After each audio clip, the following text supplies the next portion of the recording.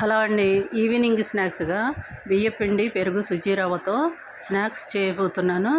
ఇవి అప్పటికప్పుడు చేసుకునే స్నాక్స్. చట్నీలోకి ఏ చట్నీలోకైనా బాగుంటాయండి.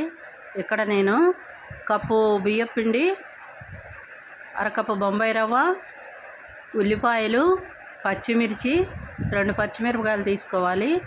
కరివేపాకు సన్నగా కట్ చేసి వేసుకోవాలి. సాల్ట్ వేసుకోవాలి, తగినంత సాల్ట్. పెరుగు మాత్రం అరకప్పు పెరుగు వేసుకోవాలి.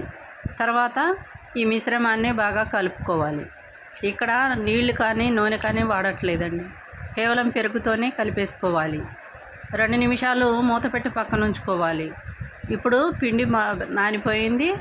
దాన్ని చక్కగా ఇలా చపాతీలాగా చేత్తో ఒత్తుకోవాలి.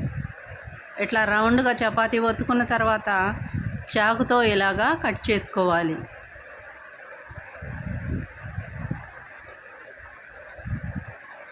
ఇలా కట్ చేసుకున్న తర్వాత ప్లేట్లోకి తీసుకోవాలి. ఈ ఉల్లిపాయ స్నాక్స్ పెరుగుతోనండి చాలా బాగుంటాయి. అసలు మీరు చెప్తే నమ్మరు, చాలా చాలా బాగుంటాయి. తప్పకుండా చేసుకోండి.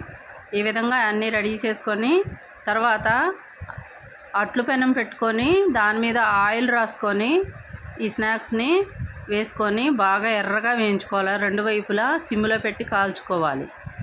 తర్వాత దింపేసుకోవాలి. పైన కొద్దిగా నూనె చల్లుకొని కాల్చుకోవాలి. అంతేనండి, రెడీ అయిపోయాయి స్నాక్స్. దీనిలో టమాటా చట్నీతో నంచుకుంటే సరిపోతుంది.